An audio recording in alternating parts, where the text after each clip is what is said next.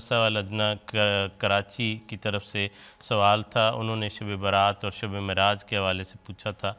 मेरा ये सवाल है कि क्या शब बारात और शब मेराज के रोज़े का कहीं अहादीस में सहाबा में हमें ज़िक्र मिलता है? बात यह है कि ये दोनों चीज़ें जो हैं शब मेराज और शब बारात का कोई तसव्वुर हज़रत सल्लल्लाहु अलैहि वसल्लम और सहाबा की ज़िंदगियों में नहीं था। हाँ, ये दुरुस्त है कि ये शाबान के महीने में हज़ूर सल्लल्लाहु अलैहि वसल्लम कसरत से रोज़े रखते थे और सहाबियात भी बयान फरमाती हैं, ख़ास तौर पे उम्महातुल मोमिनीन, कि हम भी अपने जो रमज़ान के छूटे हुए रोज़े होते थे उनको शाबान में हजूर के साथ पूरे कर ले।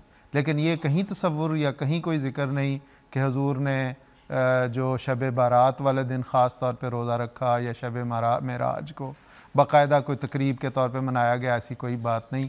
ये बात की बिदात और बाद की इख्तराआत हैं, इनका इस्लाम के साथ कोई ताल्लुक़ नहीं।